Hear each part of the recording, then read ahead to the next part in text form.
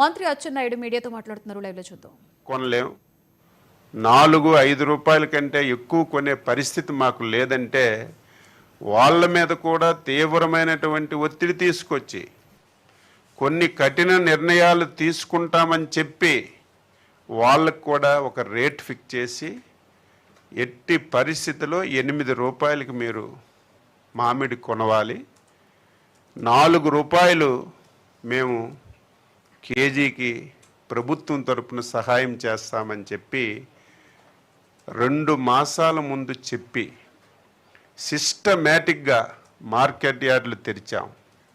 తెరవడమే కాదు, మళ్ళీ డబ్బు కూడా మధ్యవర్తులకి వెళ్ళిపోతుందేమని చెప్పి మనం ఇచ్చిన ప్రతి పైసా నేరుగా రైతుకే వెళ్ళాలని చెప్పి కంప్యూటర్ పెట్టి రైతు ఎన్ని క్వింటాలు తెచ్చాడు, ఆధార్ నెంబరు, బ్యాంకు నెంబరు వివరాలన్నీ కూడా సేకరించి ఈ 50-60 రోజుల నుంచి పర్చేజ్ చేసిన విషయం ఒక్కసారి గుర్తు చేస్తున్నాను.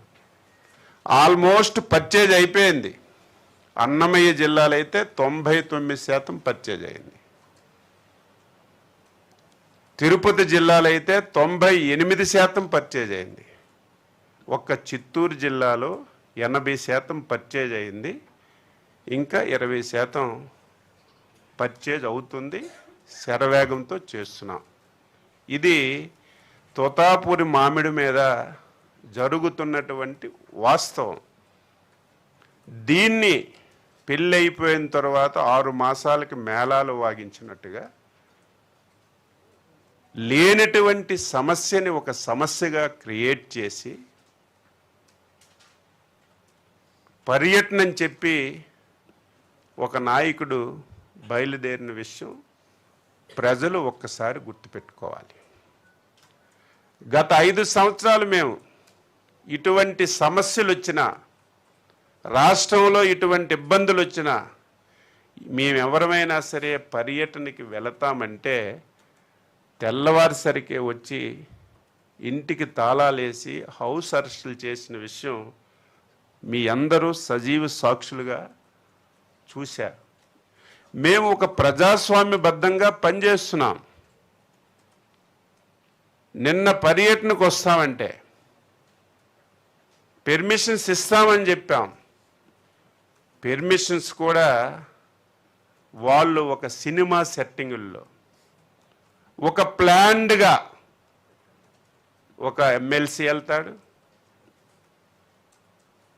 ఎక్కడ హెలీప్యాడ్ ఉండాలి, ఎంత దూరం మనం ర్యాలీ చేయాలి, ఎంతమందిని ఇక్కడికి మొబలైజ్ చేయాలి,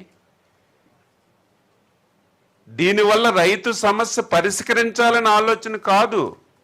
గుర్తుపెట్టుకోవాలి, ప్రజలు గమనించాలి. ఇదేదో ఇంత సినిమా సెట్టింగ్ పెట్టి ఇంత వ్యవహారం చేసి రైతుకు మేలు చేయాలని చెప్పి ఆలోచనతో వెళ్తే ఇబ్బంది లేదు. కానీ ఒక ప్లాన్డ్గా ఈ రాష్ట్రంలో శాంతి భద్రతల్ని విఘాతం కలిగించాలి. ఈ రాష్ట్రానికి ఎవరూ రాకూడదు, ఎవరూ వచ్చి పెట్టుబడులు పెట్టకూడదు. ఈ రాష్ట్రంలో పాలన సక్రమంగా జరగకూడదని ఏకైక లక్ష్యంగా పెట్టుకునే ప్రతిపక్ష పార్టీ పనిచేస్తున్న విషయం గుర్తుపెట్టుకోవాలి. ఒకవేళ పరామర్శకి వెళ్తే నువ్వు చిత్తూరు జిల్లా వెళ్ళావు, బంగారుపాలెం వెళ్ళావు, బంగారుపాలెంలో రైతులందరికీ పిలిచి పలకరించాలి. లేకపోతే ఆ మార్కెట్కి వెళ్ళి మార్కెట్లో ఉన్నటువంటి రైతులతో మాట్లాడి ఏ విధంగా వ్యవహారం జరుగుతుందో అడగాలి. ఒక ప్రోగ్రాం ఇస్తారు, 5-6 జిల్లాల నుంచి ఒక టార్గెట్, ఈ నియోజకవర్గానికి ఇన్ని వేల మంది రావాలి, ఇన్ని వాహనాలు పంపిస్తున్నాం, ఇంత డబ్బు పంపిస్తున్నాం, ఈ సంఖ్యకి తగ్గకూడదని 5-6 జిల్లాల నుంచి రైతుకి పలకరించడానికి వెళ్ళేటప్పుడు ఈ విధంగా చేశారంటే ఇది కావాలని చేసిన విషయం అని చెప్పి ప్రతి ఒక్కరికి తెలియజేస్తున్నాను. ఈరోజు ఎవరైనా ఒక నాయకుడు ముఖ్యమంత్రిగా ఉన్నా లేకపోతే ఒక నాయకుడైనా ర్యాలీగా వెళ్తే ప్రజలకు ఇబ్బంది జరుగుతుంది, ప్రజలకి చాలా ఇబ్బందులు వస్తాయి. అందుకే పోలీస్ యంత్రాంగానికి మీరు చూడండి, హెలీప్యాడ్కి పెర్మిషన్ అడుగుతారు. మీరు ఏ స్పాట్కి వెళ్తారో ఆ స్పాట్కి 100 మీటర్ల దూరంలో మేము హెలీప్యాడ్కి పెర్మిషన్ ఇస్తాం, మీరు పెట్టుకోండి అంటే ఆ 100 మీటర్ల దూరంలో హెలీప్యాడ్కి ఒప్పుకోరు.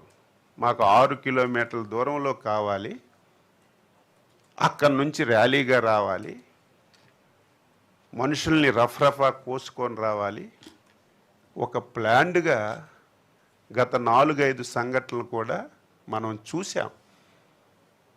అందుకే నిన్నను గత సంఘటనలను దృష్టిలో పెట్టుకొని ఒక పర్యటనలో 3 వ్యక్తుల్ని చంపినటువంటి పరిస్థితిని చూసి, ఒక దగ్గర హెలికాప్టర్ ల్యాండింగ్ అయితే అందరూ వెళ్ళి ఏ విధంగా వ్యవహరించారో గత పరిణామాలన్నీ చూసిన తర్వాత పోలీసులు నిన్నిచ్చినటువంటి పెర్మిషన్ 300 మంది కంటే 500 మంది రండి, 30-40 మంది మీ నాయకులందరూ.